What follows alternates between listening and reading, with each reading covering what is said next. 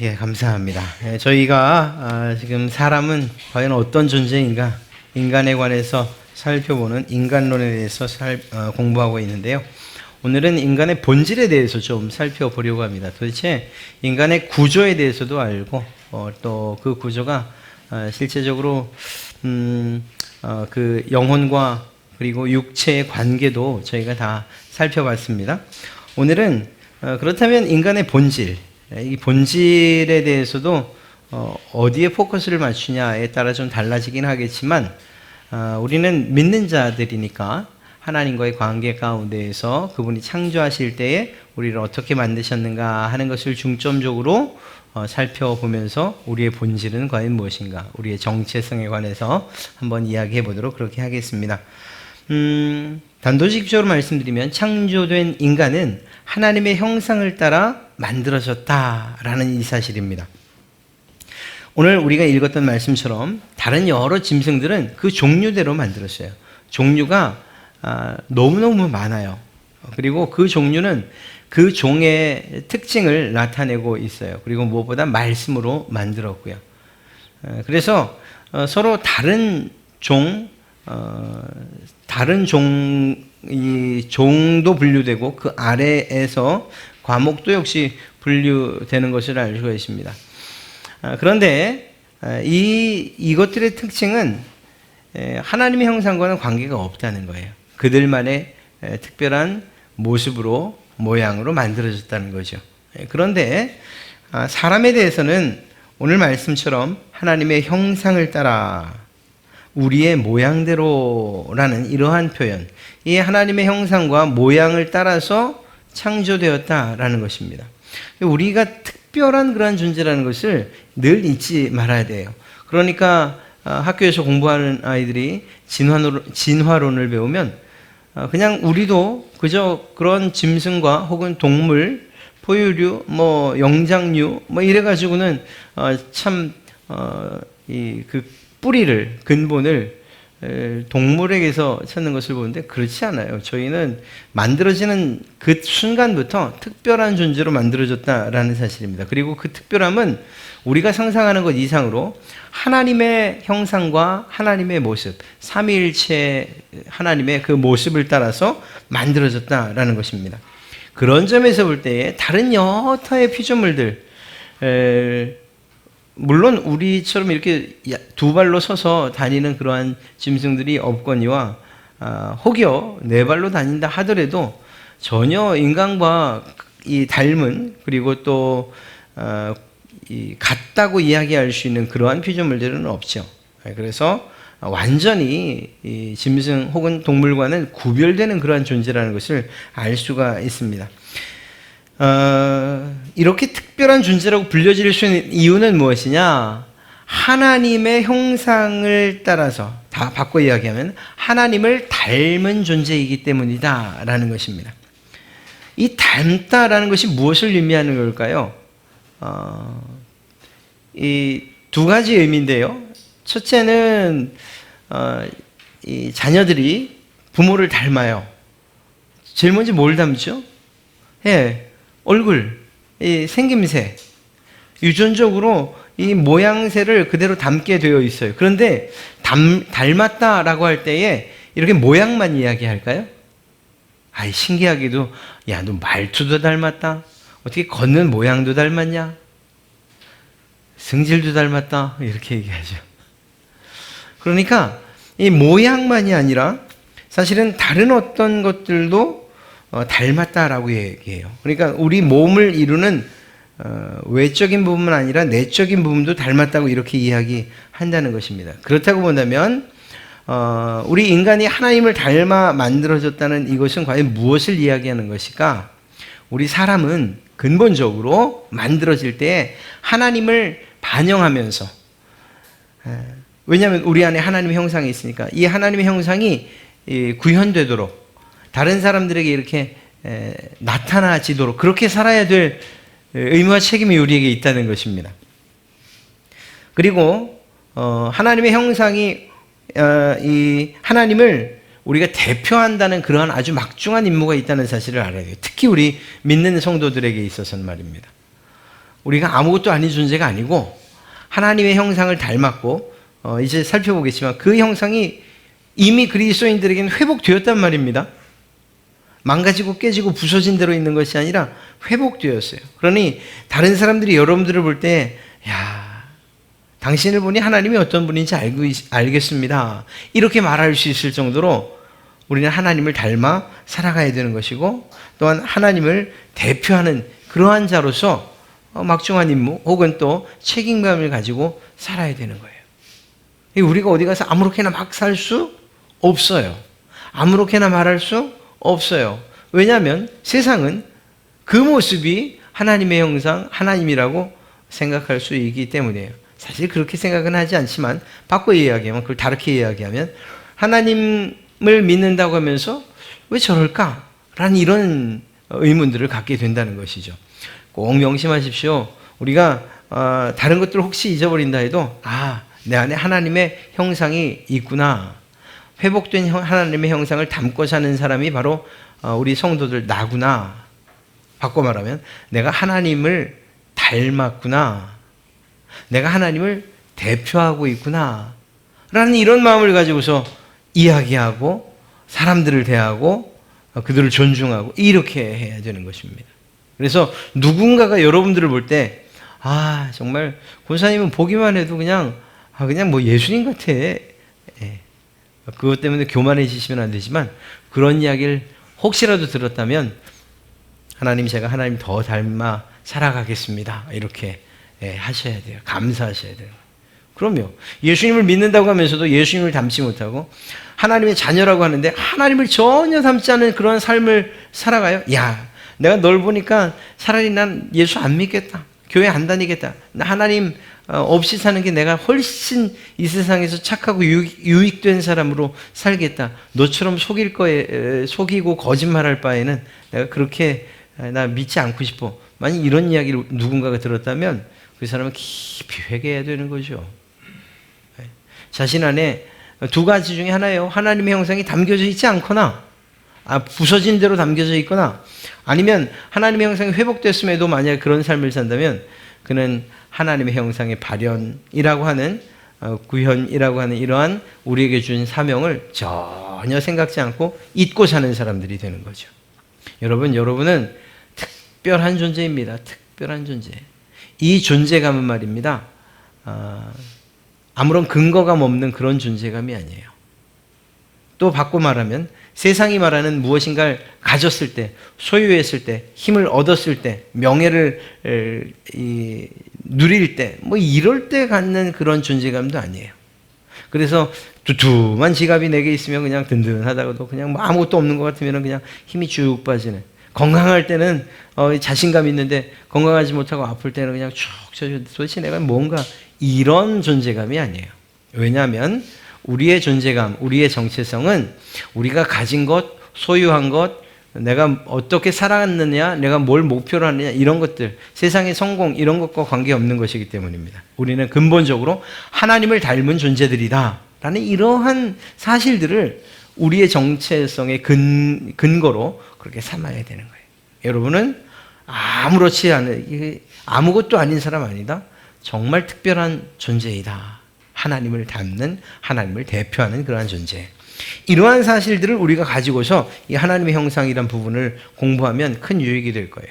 하나님의 형상을 공부할 때는 세 가지를 공부해야 됩니다. 그래서 처음 창조 때 하나님이 우리에게 담아두신 하나님의 형상은 과연 무엇인가? 두 번째는 그 하나님의 형상을 왜 상실했는가? 하나님의 형상이 왜 다 깨져버리고 말았는가?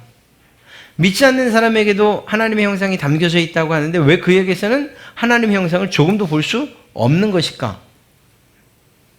그리고 마지막으로 하나님의 형상의 회복, 예수 그리스도로 말미암아서 회복된 하나님의 형상을 담은 사람들, 담고 사는 사람들은 어떻게 살아야 하는가 하는 이 세 가지요. 그래서 하나님의 형상으로 창조됨, 하나님의 형상이 상실됨, 하나님의 형상이 회복됨, 이 세 가지를 살펴볼 건데 오늘은 두 가지예요. 처음 두 부분, 하나님께서 우리를 창조하실 때 하나님의 형상을 따라 창조하셨다는 것, 그리고 그 형상을 상실했다는 것, 죄로 말미암아. 이 두 가지를 먼저 좀 살펴보도록 하겠습니다. 하나님의 형상으로서의 이 기능을 따지면 두 가지입니다. 기능적 측면에서 볼 수 있고요. 하나는 이 구조적인 측면에서 볼 수 있어요. 이 구조 이야기는 우리 지난주를 생각해야 돼요. 우리 몸의 구조, 우리 사람의 구조, 몸과 영혼. 영혼에는 무엇이 있었습니까? 뭐 지식이라든가 혹은 감정, 의지 이런 것들이 다 영혼에 포함되어 있는 것이라고 말씀드렸죠. 네, 그러니까 이 구조 그러면 영혼과 몸의 완전한 통일체로서의 인간이 그러한 통일체로서 하나님의 형상을 어떻게 나타내야 되는가, 어떻게 창조되는가, 이걸 이야기하겠다는 것입니다. 자, 먼저 하나님의 형상으로서 이 기능적인 측면이요. 이 기능적. 하나님의 형상을 닮은 사람들에게 하나님은 어떤 기능을 원하시는가, 어떤 기능을 우리에게 담아 놓으셨는가 하는 거예요.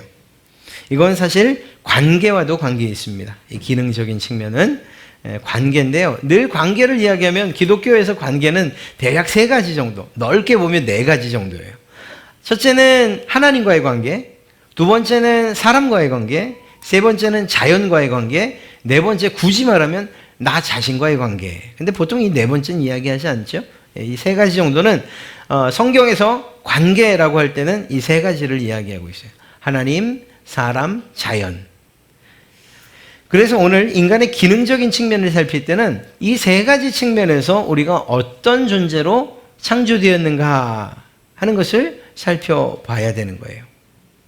그리고 이것을 좀 의미를 부여하면, 자연은 사람과의 관계 가운데 하나님이 어떻게 창조하셨습니까? 다스리라고, 그것들을 잘 돌보라고 하셨죠. 그래서 다스린다는 의미에서 왕의 개념을 거기다 두는 거예요. 그래서 첫 번째가 왕적인 사역이 있습니다. 그건 자연과의 관계를 이야기할 때. 물론 왕적인 사역이라는 게 꼭 자연만을 이야기하진 않아요.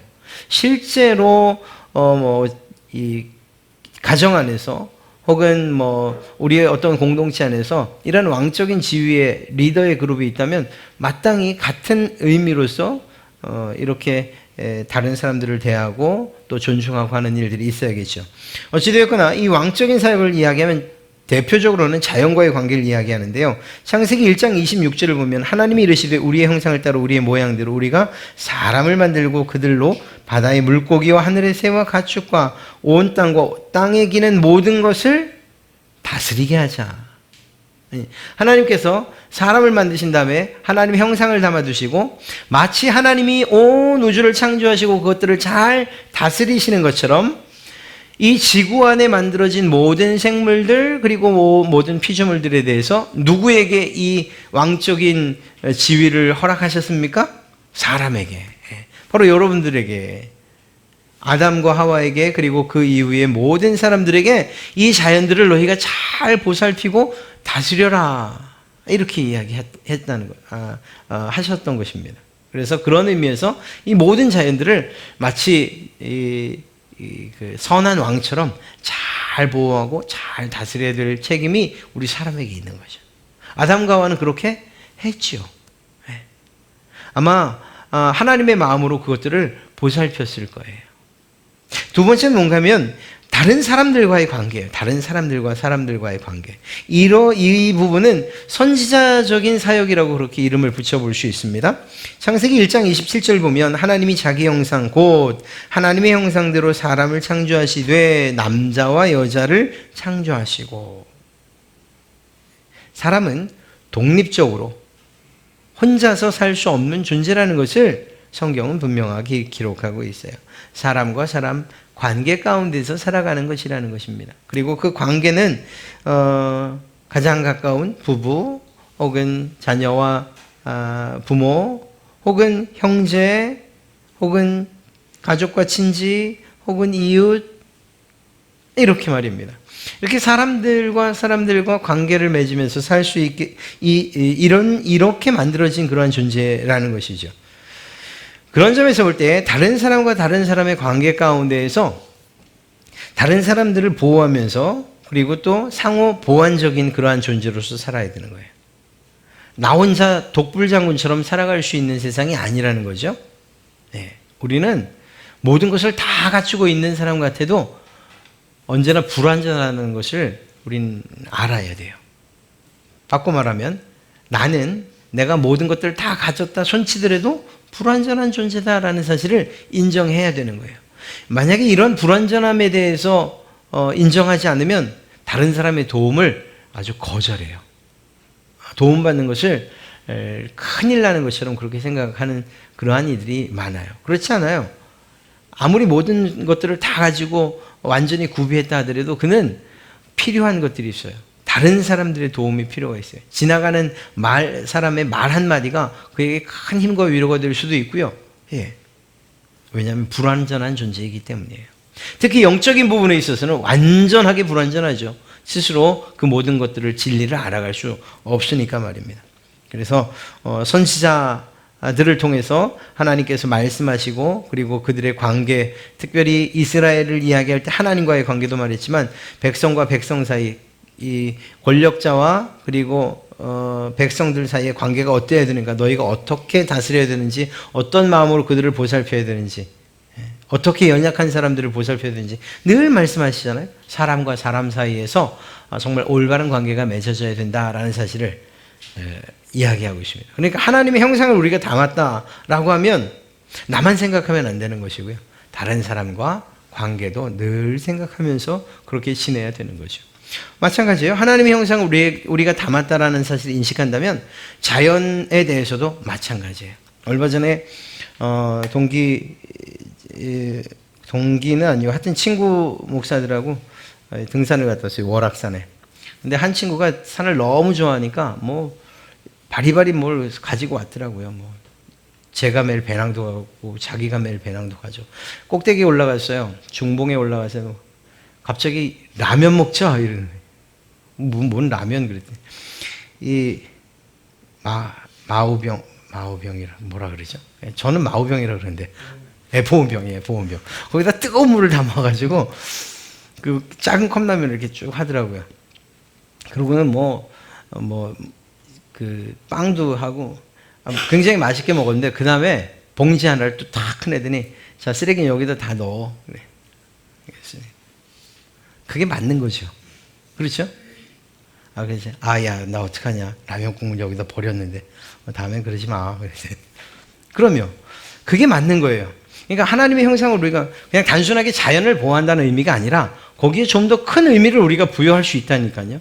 여러분이 하나님의 형상을 담고 하나님께서 창조하신 세상을 보살피는 것처럼 우리에게 그런 이 임무를 맡기셨다는 거예요. 그러니까 여러분들 뭐 어디 가시면 누가 안 본다고 해서 땅 파가지고 이렇게 막 묻어갖고 그렇게 놓고 오지 마시고요. 그냥 가져간 거 그냥 가져오시면 돼요. 혹시 누가 버린 거 있으면 그냥 기분 좋게 욕 한마디 하시고 또 가져오시면 돼요. 그러면 왜? 우리에게 그렇게 관리하도록 맡기셨으니까. 그건 남의 산, 남의 땅이 아니라 하나님의 땅이고 우리는 하나님의 자니까 바로 우리의 땅이 되는 거죠. 그런 식으로 이런 자연에 대해서 이 왕적인 그러한 책임을 가지고서 보살피는 일들이 필요하다니까요. 그러니까 하나님의 형상이라는 것을 늘 잊지 않고 살면 무엇을 해도 하나님께서 이 일을 어떻게 하셨을까? 이 자연을 어떻게 보호하셨을까? 이 사람을 어떻게 대하셨을까? 하는 이런 관점으로 볼 수가 있는 거예요. 그러니까 잊지 마셔야 돼요. 나는 특별하다. 하나님의 형상을 담고 사는 존재다. 이런 사실들을 늘 기억하셔야 되는 거예요. 세 번째는 이 제사장적인 사역인데요. 드디어 하나님과의 관계에 대해서 이야기할 수 있습니다. 제사장이 어떤 역할을 할까요? 이스라엘 백성들과 하나님의 관계를 연결시켜주는 그러한 일을 하죠. 창세기 1장 28절을 보면 하나님이 그들에게 복을 주시며 하나님이 그들에게 이르시되 하나님이 다스리라고 말씀하셨다. 이런 말씀이 기록되어 있어요. 그러니까 누가 하셨냐고요? 누가 명령하셨냐고요? 하나님이. 누가 창조하셨? 하나님이. 그러니까 주체가 하나님이에요. 주체가 하나님. 이 사실을 하나님의 형상을 닮은 사람, 담고 사는 사람이라면 인정해야 되는 거예요. 그래서 우리의 삶의 모든 결정들이 누구를 기준으로? 예, 하나님을 기준으로. 하나님이 말씀하시. 하나님의 말씀에. 예. 그래서 우리의 모든 관계의 중심에 하나님이 계셔야 되는 거예요. 창세기 2장 15절 말씀을 보면 여호와 하나님이 그 사람을 이끌어 에덴 동산에 두어 그것을 경작하며 지키게 하시고, 예, 하나님이. 그래서 이 자연과의 관계나 타인과의 관계의 가장 기초는 하나님과의 관계가 돼야 돼. 하나님과의 관계가 올바로 맺어져 있고, 그러면서 내가 하나님의 형상을 담고 사는 사람입니다 라고 말한다면, 그렇게 생각하고 인정하는 사람이라면 다른 사람들을 대할 때, 자연을 대할 때에 마치 하나님을 대하듯 그렇게 대할 수 있다는 거예요. 참 안타까운 것은 가까운 사람일수록 또 이 격이 없는 사람일수록 이런 일들이 잘 지켜지지 않는다는 게 좀 안타깝기는 해요. 그래도 이제는 우리가 이렇게 말씀을 배웠으니까 그가 누구이든지 간에 먼 사람이든 또 혹은 가까이 아는 사람이든 아주 친밀한 사람이든 간에 이런 마음을 가지고서 내가 지금 하는 이 말이 하나님의 형상을 닮은 자로서의 말인지, 하나님을 닮은 사람, 하나님을 대표하는 그러한 사람으로서의 말로 이게 합당한지 아닌지를 생각하면서 어떤 일을 계획하거나 어떤 일을 결정할 때, 뭐 그 직장이든지 아니면 또 일에 관한 것이든지 아니면 뭐 약속을 해야 되느냐 말아야 되느냐 뭐 등등 아주 사소한 것으로부터 중요한 것까지 그 중심에 내가 하나님을 대신하는 자로서 하나님께서 내 안에 계시다. 그리고 하나님을 내가 이렇게 구현해 살아가는 사람으로서 닮아 살아가는 사람으로서 어떤 결정을 해야 되는가. 내가 이 일을 했을 때 하나님께서 영광 받으실까? 아니면 정말 엄청난 욕을 먹으실까? 이런 생각을 하면서 우리가 살아갈 필요가 있다는 거죠. 우리 안에 하나님의 형상이 담겨져 있다는 사실을 꼭 기억해야 되는 것입니다. 이것이 기능적인 면에서 관계적인 의미를 담고 있는 내용들이에요. 왕, 제사장, 왕, 선지자, 제사장. 그러면 이제 구조적이에요. 아까 말씀드렸던 것처럼 구조적 그러면 우리의 몸과 영혼 이걸 이제 떠올리셔야 되는 거예요.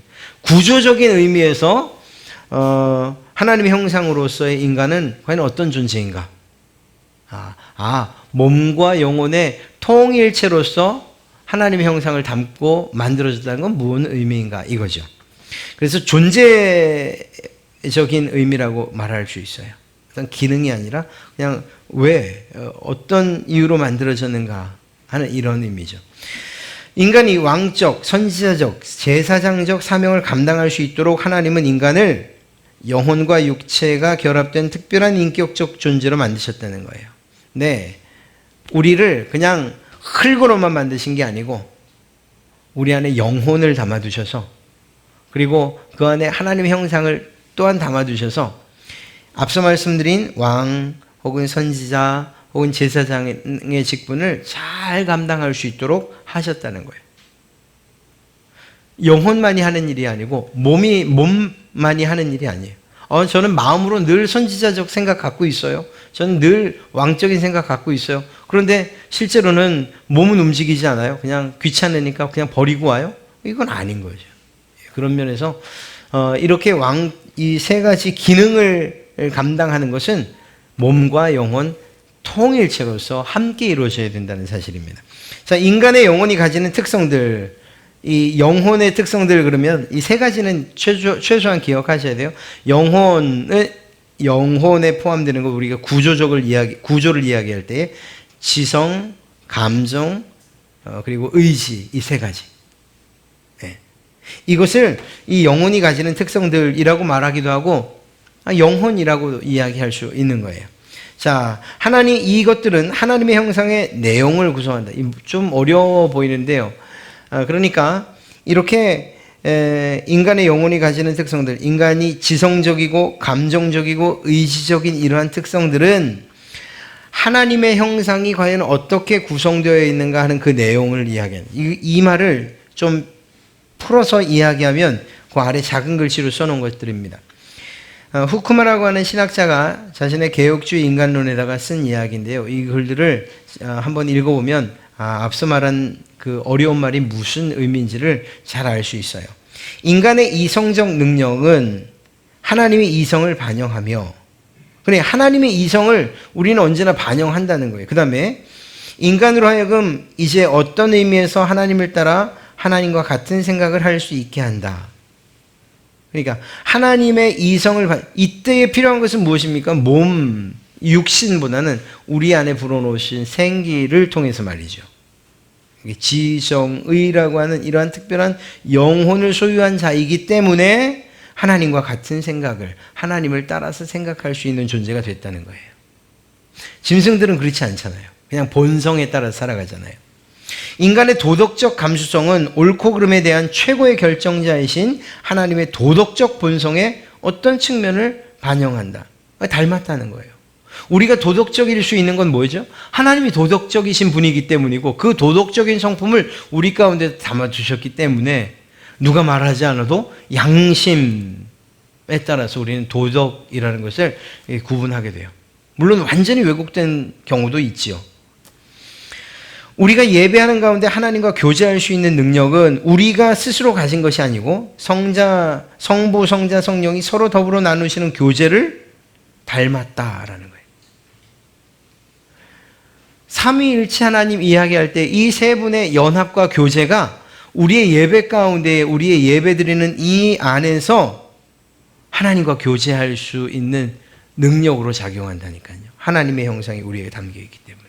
그러니까 우리가 스스로 우리 예배를 받으십시오, 이제 하나님과 교제하겠습니다, 이렇게 일방적으로 나가는 게 아니고 우리 안에 있는 하나님의 그 성품 안에 보니 서로들 교제하시는 삼위일체 하나님의 성품과 속성이 있고, 우리는 그것에 따라서 우리 또한 하나님과 교제하며 예배할 수 있다는 것입니다.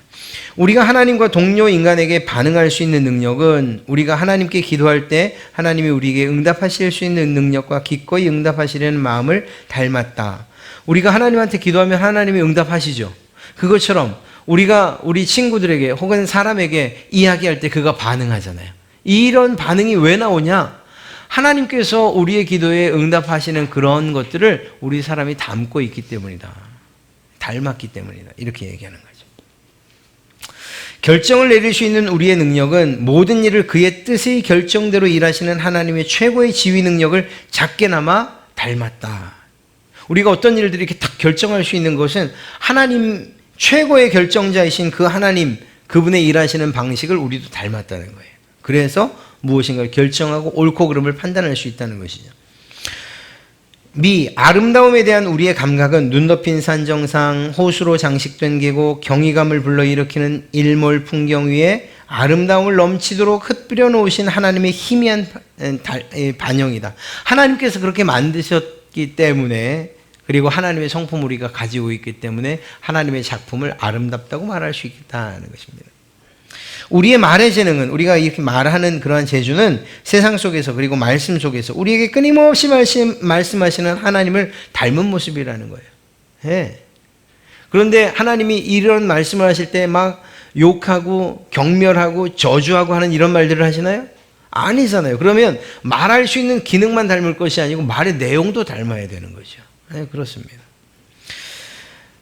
노래하는 재능도 노래하시며 우리를 기뻐하시는 하나님을 반영한다. 우리가 찬양하는 것, 하나님께서 우리에게 주신, 그리고 또 우리가 하나님을 닮은 그러한 내용이라는 것입니다. 이렇게 하나님을 닮지 않은 것이 없다는 거예요.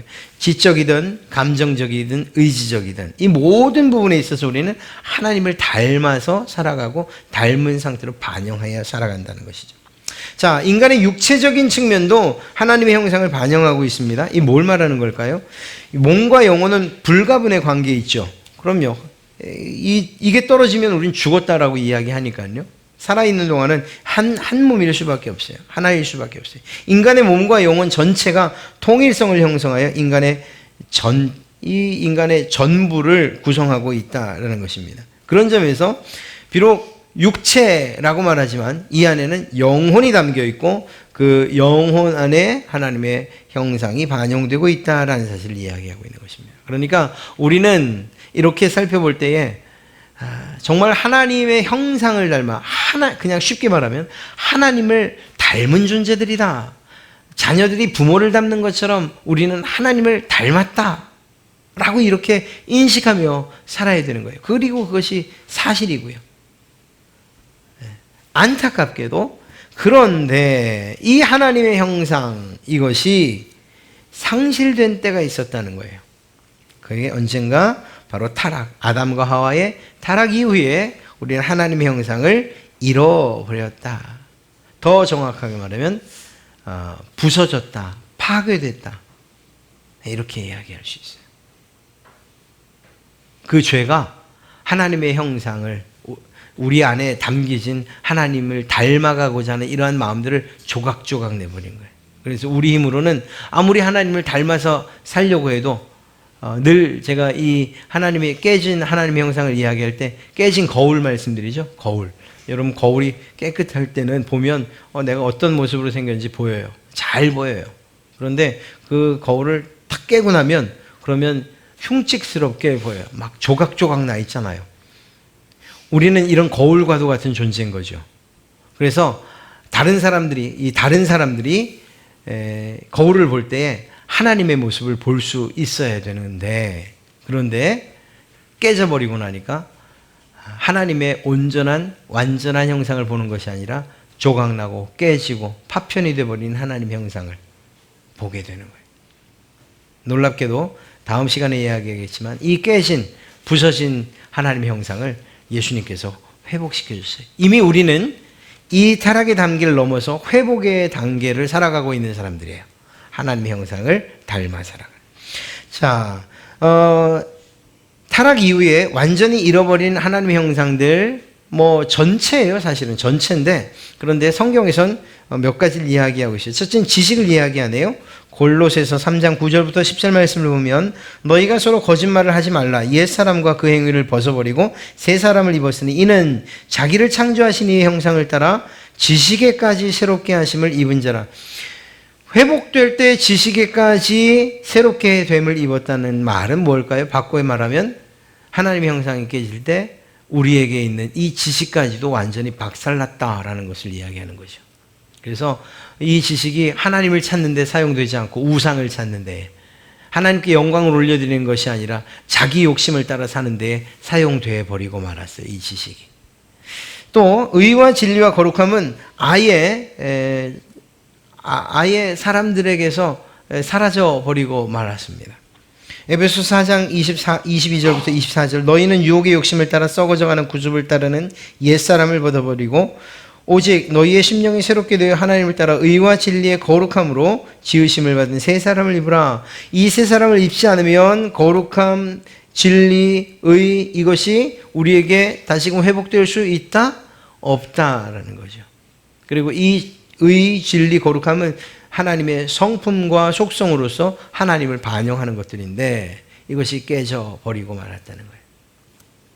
죄로 인해서 왕, 제사장, 선지자적인 직분을 모두 상실했다는 것입니다. 이것은 그럴 수밖에 없어요. 나타난 현상도 마찬가지예요. 왕적 신분과 사역의 상실, 의를 잃어버린 채 자연을 이기적인 목적으로 착취하지요. 네. 사람들이 자연을 어떻게 대하는가를 보면 알 수 있어요. 정말 하나님이 처음 의도하신 대로 잘 보살피고 다스리는가? 아니면 그것들을 착취하고 그리고 자기의 이익의 수단으로 사용하는가? 대부분 이익의 수단으로 사용하죠. 안타깝게도. 이 사실을 알면 우리의 자그마한 실천이 세상을 변화시키진 않는다 하더라도 하나님은 아신다 하는 생각을 가지고 그냥 자연을 보호하려는 그런 마음들을 가지시면 돼요.